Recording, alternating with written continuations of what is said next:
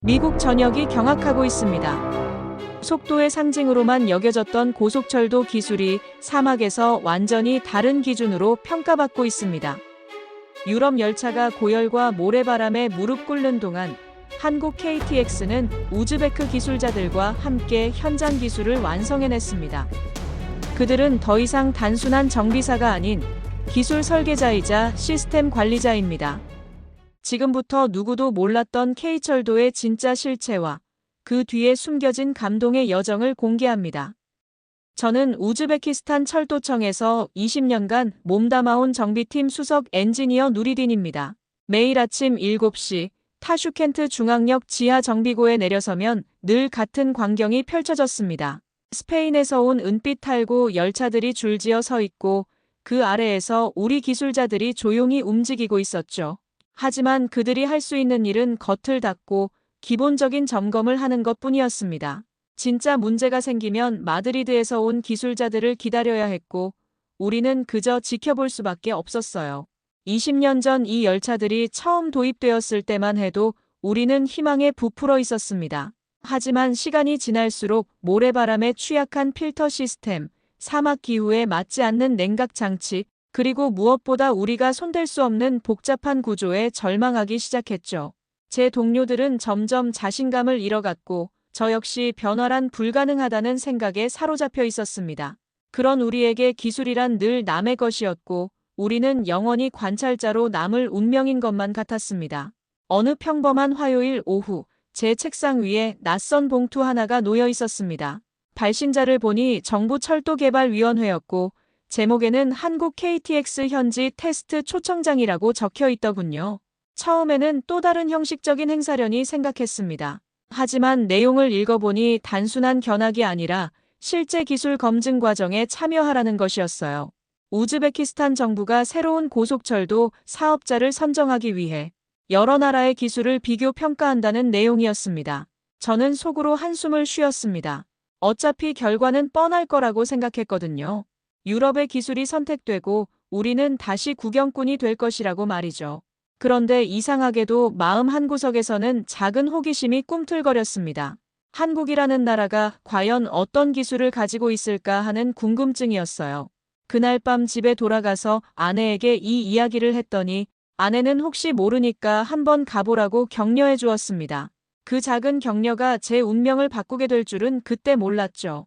다음 주 월요일 정부청사 7층 회의실에서 고속철도 사업 설명회가 열렸습니다. 둥근 테이블에는 각국 대표단과 우리 정부 관계자들이 앉아 있었고 분위기는 생각보다 진지했어요.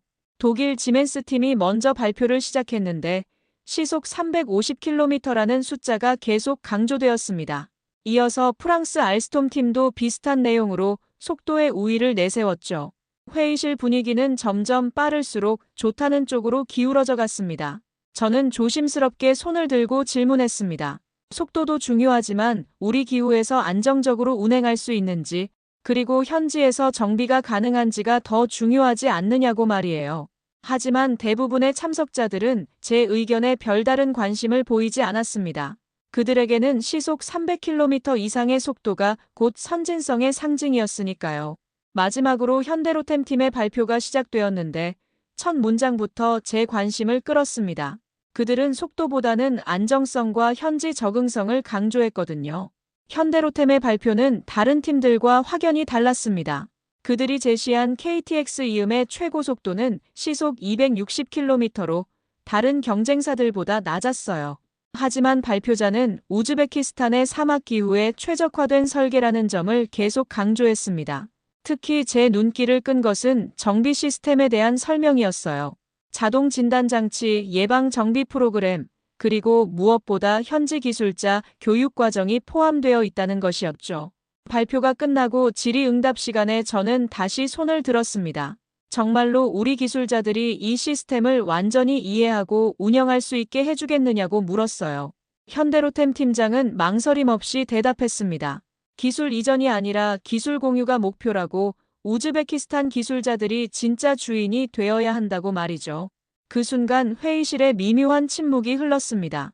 다른 팀들은 기술 판매에만 관심이 있었는데 이들은 기술 교육을 이야기하고 있었거든요. 저는 그 자리에서 한국 현장 검증팀에 참여하겠다고 자원했습니다. 20년 만에 처음으로 가슴이 뛰는 느낌이었어요. 서울 인천공항에 도착한 첫날, 저는 현대로템에서 나온 강철민이라는 기술자와 만났습니다. 40대 중반으로 보이는 그는 정장이 아닌 작업복 차림이었고 악수를 건넬 때 손에 기름때가 묻어 있었어요. 첫인상부터 다른 회사 관계자들과는 달랐습니다. 강철민은 저희를 화려한 전시장이 아닌 실제 KTX 정비기지로 안내했어요. 여기가 진짜 현장입니다 라고 그가 말했을 때 저는 가슴이 두근거리기 시작했습니다. 거대한 정비구 안에는 여러 대의 KTX가 들어와 있었고 한국 기술자들이 실제로 점검 작업을 하고 있었거든요. 가장 놀라운 건 저희를 구경시키려는 게 아니라 직접 작업에 참여시키려 한다는 것이었어요. 강철민은 저에게 작업복과 안전모를 건네며 말했습니다. 보는 것과 하는 것은 전혀 다르다고, 직접 만져봐야 이해할 수 있다고 말이죠. 그날부터 저희는 진짜 한국 기술자가 된 기분으로 하루 10시간씩 실습에 매달렸습니다. 20년 만에 처음으로 제가 단순한 관찰자가 아닌 진짜 기술자가 된 느낌이었어요. 둘째 날, 자동 진단 시스템 실습이 시작되었습니다. 컴퓨터 화면에 나타나는 수많은 데이터들이 처음에는 암호처럼 보였어요. 하지만 강철민의 설명을 들으면서 점차 그 의미를 이해하기 시작했습니다. 센서 하나하나가 열차의 상태를 실시간으로 보고하고 시스템이 자동으로 문제점을 찾아내는 과정이 신기했어요. 더욱 놀라운 건 모든 진단 프로그램이 우즈베크어로 번역되어 있다는 것이었습니다. 제 동료 자미아는 화면을 보며 감탄사를 연발했어요. 이건 단순한 기계가 아니라 지능을 가진 시스템이라고 말하면서 말이죠. 오후에는 실제 고장 상황을 시뮬레이션하는 훈련이 있었습니다. 고의로 문제를 만들어 놓고 저희가 직접 원인을 찾아 해결하도록 하는 것이었어요. 처음에는 당황스러웠지만 시스템의 안내에 따라 차근차근 따라가니 문제를 찾을 수 있었습니다. 그날 밤 숙소에서 자미아가 말했습니다. 이건 기술 이전이 아니라 교육이라고, 우리를 진짜 기술자로 만들어주려 한다고 말이에요. 저는 그 말에 깊이 공감했습니다. 서울에서의 3주간 교육을 마치고 타슈켄트로 돌아온 저희는 즉시 보고서 작성에 들어갔습니다. 한국의 KTX 시스템이 우즈베키스탄에 적합하다는 것이 저희의 결론이었어요. 하지만 정부 내부의 반응은 예상과 달리 차가웠습니다. 과거 스페인 탈고 도입을 주도했던 간부들이 저희 보고서에 이의를 제기하기 시작한 거예요. 속도가 느리다, 기술이 검증되지 않았다, 위험하다는 식의 반박이 계속 나왔습니다. 심지어 언론에서도 KTX를 비판하는 기사들이 연달아 나오기 시작했어요. 저는 이상함을 느꼈습니다. 분명히 현장에서 확인한 기술력은 충분했는데 왜 이런 반대가 나오는 걸까요? 며칠 후 제가 알아낸 사실은 충격적이었습니다. 스페인 측 관계자들이 현지 정부 고위층과 지속적으로 접촉하고 있었고 한국 기술 도입을 막으려는 로비 활동을 벌이고 있었던 거예요. 심지어 자미아는 익명의 협박 전화까지 받았습니다. 더 이상 한국 편을 들지 말라는 내용이었어요. 그날 밤 저는 결심했습니다.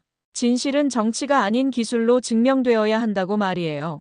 상황이 악화되자 한국 측에서 실질적인 해결책을 제시했습니다. 타슈켄트 외곽에 테스트 시설을 만들어서 동일한 조건에서 각국 기술을 비교해보자는 것이었어요. 정부는 이 제안을 받아들였고 2주 후 사막 환경 시뮬레이션 테스트가 시작되었습니다. 거대한 컨테이너 같은 테스트 챔버 안에서 섭씨 50도의 고온과 강한 모래바람이 재현되었어요.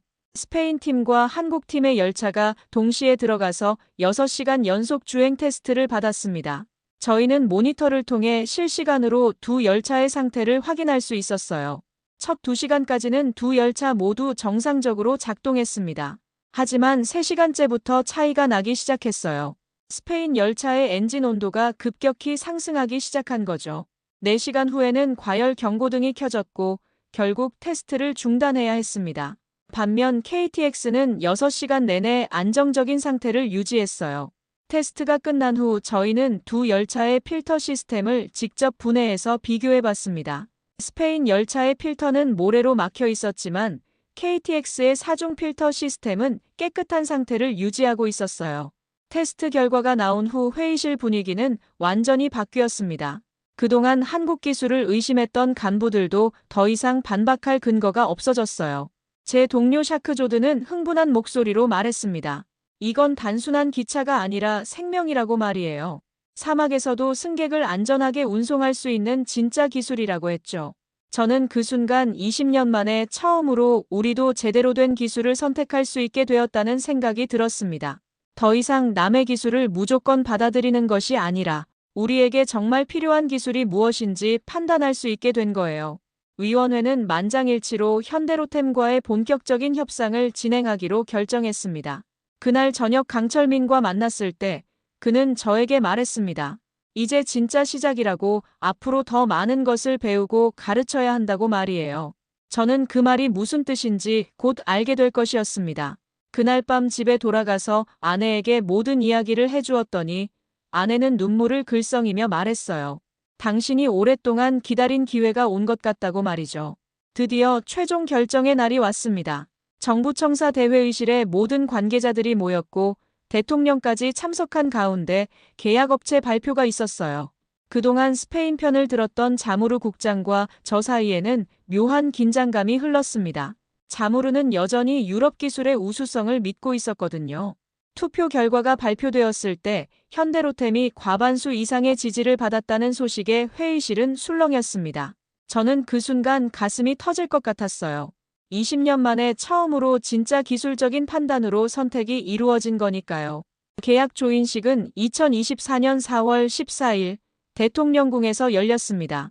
계약서 첫 페이지에는 이런 문구가 적혀 있었어요. 이 계약은 열차를 파는 것이 아니라 기술을 나누는 것이라고 말이죠. 강철민과 악수를 나눌 때 저는 진심으로 감사의 마음을 전했습니다. 당신들이 준 것은 기차가 아니라 우리가 기술자로 다시 태어날 기회라고 말이에요. 그는 웃으며 대답했습니다. 진짜 일은 이제부터 시작이라고, 함께 만들어가는 것이라고 말이죠. 그날 밤 저는 오랜만에 깊은 잠을 잤습니다. 마치 긴 악몽에서 깨어난 기분이었어요. 계약 체결 직후 저는 우즈베키스탄 최고의 엔지니어 30명과 함께 다시 서울로 향했습니다. 이번에는 단순한 견학이 아니라 정비 매뉴얼을 직접 만드는 작업에 참여하는 것이었어요. 한국 측의 요구는 우리가 예상했던 것보다 훨씬 높은 수준이었습니다. 그들은 우리가 단순히 배우는 것이 아니라 우즈베키스탄 환경에 맞는 새로운 시스템을 함께 개발하기를 원했거든요. 자미아는 열차의 디지털 진단 시스템을 우즈베거와 러시아어로 완전히 번역하는 프로젝트를 맡았습니다. 처음에는 단순한 번역인 줄 알았는데 실제로는 우리나라 기술자들의 사고방식과 작업 패턴에 맞게 인터페이스를 재설계하는 작업이었어요. 강철민은 저희에게 새로운 철학을 가르쳐 주었습니다. 정비는 고장 난 것을 고치는 게 아니라 고장이 나기 전에 미리 막는 것이라고 말이에요. 이것은 완전히 새로운 개념이었습니다. 지금까지 저희는 항상 문제가 생긴 후에 대응하는 방식에 익숙했거든요. 6개월간의 집중 교육 동안 저는 실제 운행 중인 KTX에서 발생한 작은 이상 신호를 발견하고 그 원인을 분석해서 새로운 정비 패턴에 반영하는 경험을 했습니다. 한국 측은 이 성과를 인정해서 저를 현지 정비 파트너 책임자로 공식 임명했어요. 교육 과정에서 가장 감동적이었던 순간은 따로 있었습니다. 어느 날 저희가 실제 고장 상황에 직면했을 때의 일이에요. KTX 한 대에서 브레이크 시스템 오류가 발생했는데 한국 기술자들은 일부러 저희에게 해결해 보라고 했습니다. 처음에는 당황스러웠지만 그동안 배운 진단 시스템을 활용해서 차근차근 원인을 추적했어요. 결국 저희 손으로 문제를 해결했을 때의 그 뿌듯함은 이루 말할 수 없었습니다. 강철민은 그날 저희에게 말했어요. 이제 여러분도 진짜 KTX 기술자라고 말이죠. 6개월의 교육이 끝날 무렵 자미아는 저에게 말했습니다. 우리는 이제 기술자가 아니라 설계자가 되었다고 말이에요. 정말로 그런 기분이었습니다. 더 이상 남이 만든 기술을 받아서 쓰는 사람이 아니라 우리 환경에 맞게 기술을 만들어가는 사람이 된 거죠. 귀국 비행기에서 내려다본 타슈켄트 공항이 예전과는 다르게 보였습니다. 이제 저희에게는 진짜 할 일이 기다리고 있었거든요. 타슈켄트에 돌아온 저희를 맞이한 것은 여전한 회의적인 시선들이었습니다. 정부 관계자들조차 한국에서 6개월 배웠다고 해서 정말 모든 걸 할 수 있을지 의심하고 있었어요. 하지만 저희는 첫 주부터 그 의심을 행동으로 깨뜨리기 시작했습니다. 새로 도착한 KTX 이음의 첫 정비 작업을 완전히 우리 손으로 해낸 거예요. 자동 진단 시스템을 가동하고 각 부품의 상태를 점검하고 필요한 조치를 취하는 모든 과정을 매뉴얼에 따라 정확히 수행했습니다. 정부 담당자는 처음에는 믿지 못하는 표정이었어요.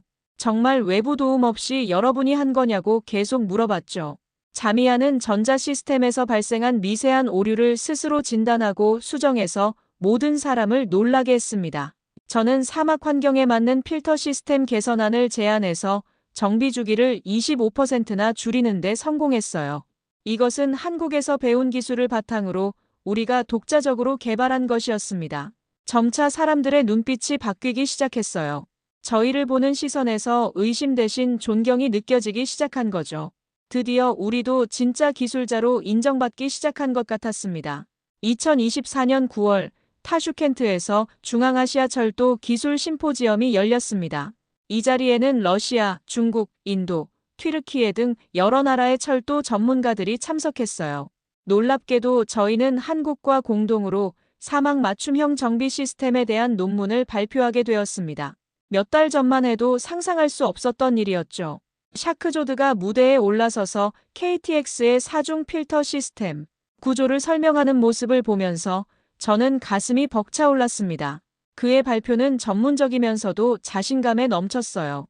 자미아는 이 시스템은 우즈베키스탄의 언어로 우즈베키스탄의 기술로 완성되었습니다 라고 말해서 청중들로부터 기립박수를 받았습니다.